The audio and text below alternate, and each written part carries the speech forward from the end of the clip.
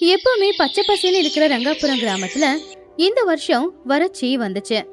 காலையில நேரம் ராமையா ஏழைங்களுக்கு அவன் வீட்டு வாசல்ல சாப்பாடு பரிமாறிக்கிட்டு இருந்தான். ராமையா, உங்க கருணையால தான் என் பசங்க இன்னைக்கு சாப்பிட்றாங்க. கடவுள் உங்களை நல்லபடியா வச்சிருக்கணும். கவலைப்படாதீங்க ரங்கா, முதல்ல வயிறார சாப்பிடுங்க. நிச்சயமா உங்களுக்கும் நல்ல நேரம் வரும். அப்பதான் பக்கத்து வீட்டு லோகநாத வெளியில வந்தான். அவன் பின்னாடியே அவனுடைய மனைவியான காந்தம்மாவும் வந்தாங்க. என்னப்பா ராமையா, ஊரே வறட்சியில இருக்கும்போது நீ ஏழைங்களை கூப்பிட்டு சாப்பாடு போட்டுக்கிட்டு இருக்க. இந்த சத்தத்தை கேட்க முடியல, நிம்மதியா காத்து கூட வாங்க முடியல. இந்த சோம்பேறிங்களை கூப்பிட்டு வச்சு காலங்காத்தால என்ன பண்ற? பார்க்கவே அசிங்கமா இருக்க. ஏங்க, காலையிலே எதுக்கு அவரு கூட சண்டை போடுறீங்க? அவரு 10 பேருக்கு சாப்பாடு போடுற புண்ணியமா. அவரு பண்ற வேலைக்கு அவளை பாராட்டுறனாலும் பரவாயில்ல, அவரை குறை சொல்லாதீங்க. வாங்க உள்ள போலாம். நீ வாய மூடுடி. இவங்க நாத்தத்துல என் உயிரே போயிடும் போல. ராத்திரி பகலும் கஷ்டப்பட்டு சம்பாதிக்கிற புத்தி இவங்களுக்கு வரவே வராது. வணக்கம் லோகநாதன். அவங்க சோம்பேறிங்க இல்லை, வேலை இல்லாத கூலி தொழிலாளிங்க.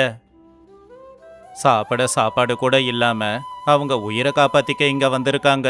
நம்ம கிட்ட பணம் இருக்கு, உதவி செய்யறது நம்ம கடமை தானே. கடமையா?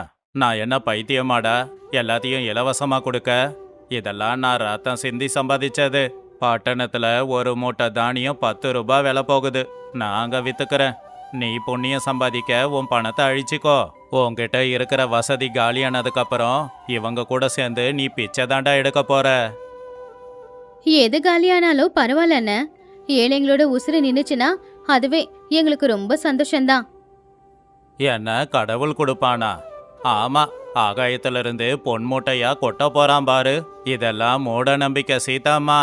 என்னோட தானியத்திலிருந்து ஒரு கடுகளவை கூட இலவசமா கொடுக்க மாட்டேன். பணம் கொடுத்தா கொடுக்கறேன். இப்பவே நான் பட்டணத்துக்கு போறேன். கடவுள் அவருக்கு செல்வத்தை கொடுத்துருக்கான், கருணைய தரல. வயிறு நிறைஞ்சு இருக்கிறவனுக்கு பசிய பத்தி என்ன தெரியும்? கடவுளே ஒரு பாடத்தை கத்து கொடுப்பான் பாரு. மதிய நேரம் லோகநாத அவனுடைய வேலைக்காரனான சோமையா கிட்ட சொல்லி அரிசி மூட்டைய வண்டியில ஏத்திக்கிட்டு இருந்தான். அப்பதான் ஊரெல்லாம் வேலை தேடி வேலை கிடைக்காம சோமையா அப்படிங்கிறவன் அங்க வந்து மயக்கம் போட்டு விழுந்துட்டான். ஐயா தர்ம பிரபுவே, 3 நாளா பச்சை தண்ணி கூட பல்லுல படலங்க ஐயா. பசியால வயத்த வலி வந்து உயிர் போகுது. பசியால தலை சுத்தி கீழே விழுந்துட்டங்க ஐயா.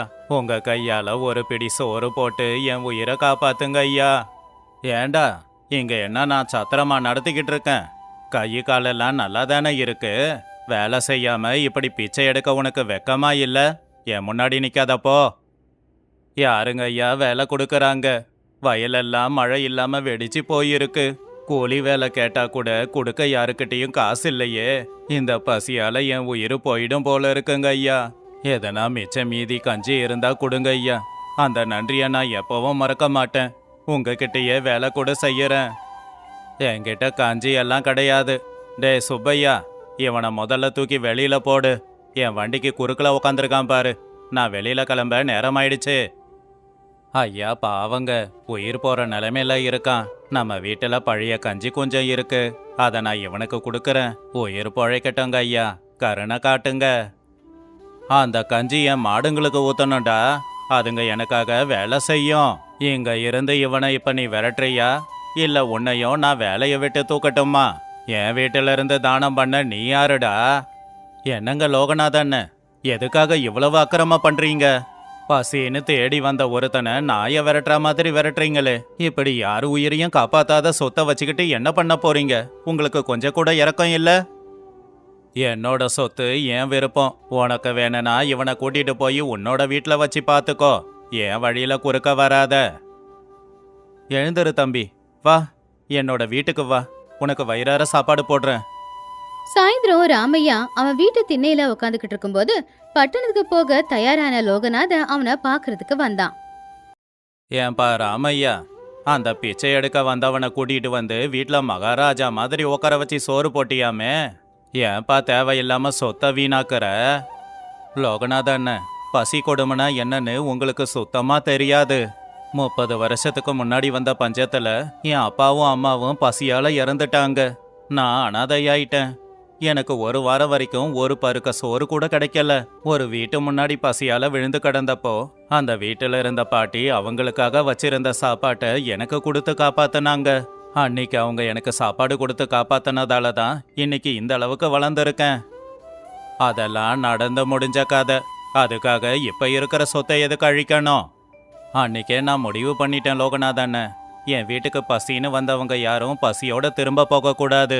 உயிரோட மதிப்பு ரொம்ப பெருசுன்னு. பணமும் சொத்தும் அதுக்கு என்னைக்கும் ஈடாகாது. ஒரு ஏழையோட உயிரை காப்பாத்த வெறும் ஒரு கைப்பிடி சோறு தான் வேணும். நான் அதை தான் செய்யறேன்.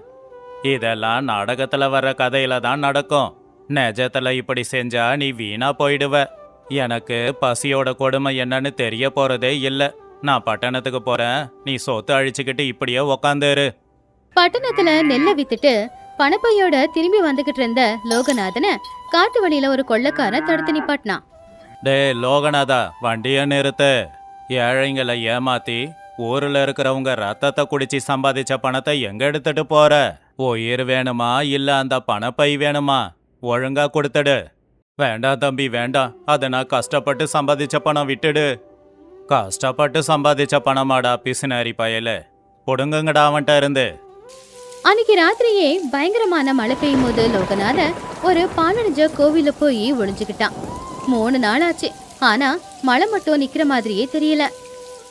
அட கடவுளே, என் வண்டி போயிடுச்சு, என் மாடுங்க போயிடுச்சு, பணத்தையும் அவனுங்க தூக்கிக்கிட்டானுங்க. என் சட்டையில இருந்த 2 தங்க காசு மட்டும்தான் மிஞ்சி இருக்கு. ஆனா எனக்கு பசி எடுக்குது. பசியில என் வயிறெல்லாம் எரியுது. ராமையா சொன்னது எவ்வளவு நிஜம். என்கிட்ட 1000 தங்க காசு இருந்தாலும் எனக்கு இப்ப சாப்பாடு வாங்கி தராதே. யாராவது ஒரு வாய் சோறு போடுங்க, என் சொத்தை கூட எழுதி கொடுக்கறேன். அன்னைக்கு பசின்னு என் வீடு தேடி வந்தவன கொஞ்சம் கூட இரக்கம் காட்டாம விரட்டி அடிச்சேன். மாடுங்களுக்கு போட வச்சிருந்த கஞ்சிய போட்டிருந்தா கூட புண்ணியம் கிடைச்சிருக்கும். என் அகங்காரமே என்ன கொல்லுதே. கடவுளே, என்ன காப்பாத்து. 4வது நாள் மழை கொஞ்சமா குறைஞ்சிருந்துச்சு. அப்பதான் அந்த வழியா குதிரை வண்டியில வந்துகிட்டு இருந்த ராமையா பாலடைஞ்ச கோவில் வாசல்ல யாரோ படுத்துக்கிட்டு இருந்தத கவனிச்சான். லோகநாதண்ண, லோகநாதண்ண, நீங்களா? என்னங்கண்ண இந்த கோலம்? ஏன் விழுந்து கிடக்கறீங்க? ராமையா, என்ன காப்பாத்து. பசியால வயிறெல்லாம் வலிக்குது. என் உயிர் போகுது. உங்ககிட்ட சாப்பிட எதனா இருக்கா? என்கிட்ட இருக்கிற சொத்து தங்க காசு எல்லாம் உனக்கு தரேன். ஒரு வாய் சோறு போடுவோம், காலில் கூட விழறேன். ஐயோ, சொத்தெல்லாம் எதுக்குண்ணே? முதல்ல நீங்க இங்க உட்காருங்க. இதோ சீதாம்மா கட்டி கொடுத்த ரொட்டிகளும் குழம்பும் இருக்கு. இத முதல்ல வயிறார சாப்பிடுங்க. ராமையா, நீ உண்மையிலேயே கடவுள்தான். இந்த ரொட்டி துண்டுங்களுக்கு முன்னாடி என் தங்க காசெல்லாம் ஒண்ணுமே இல்ல. பசியோட மதிப்பு என்னன்னு என் உயிருக்கு ஆபத்து வரும்போது தான் தெரியுது. நீ சொன்னதெல்லாம் நடந்துடுச்சு ராமையா. உங்களுக்கு பசியோட மதிப்பை தெரிய வைக்கிறதுக்காக அந்த கடவுள் தான் இந்த நாடகத்தை ஆடியிருக்கான். அன்னைக்கு அந்த பாட்டி என் பசியை தீர்த்தாங்க. இன்னைக்கு உங்க பசியை நான் தீர்த்திருக்கேன். வாங்க, வண்டியில ஏறி முதல்ல ஊருக்கு போகலாம். ராமையா உடனே லோகநாதனை அவனுடைய வண்டியில ஏத்திக்கிட்டு ஊருக்கு கூட்டிக்கிட்டு போனான். ஊருக்கு நடுவுல ஒரு மரத்துக்கு கீழே லோகநாதா உட்காந்துக்கிட்டு இருக்கும்போது அப்பதான் ஊரோட தலைவர், வைத்தியர் எல்லாருமே அங்க வந்தாங்க. வைத்தியர் லோகநாதனுக்கு வைத்தியம் செஞ்சுக்கிட்டு இருந்தாரு. பாருங்க ராமையா, லோகநாதனோட நாடி பலவீனமா இருக்கு.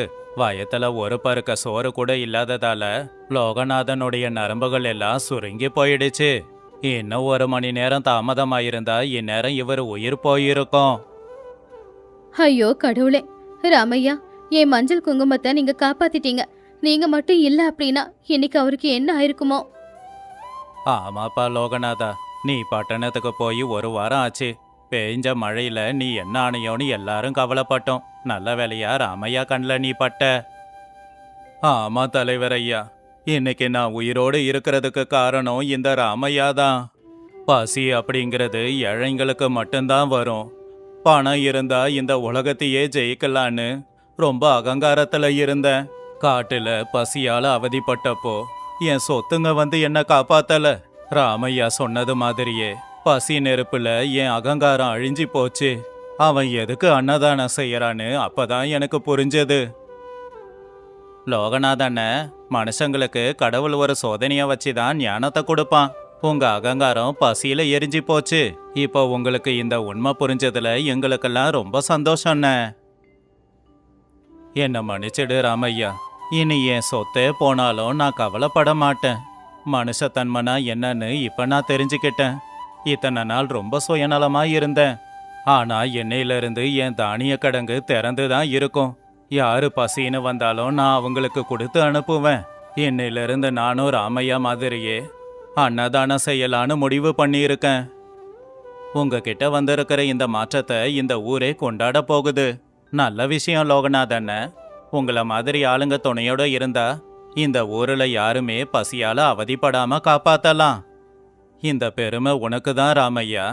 பசியோட கொடுமை தெரிஞ்சவன் தான் உண்மையான மனுஷன். கடவுள் உன்னை நல்லா வச்சிருக்கணும். பசியோட மதிப்பு தெரிஞ்சவன் தான் மத்தவ பசிய புரிஞ்சுக்க முடியும்.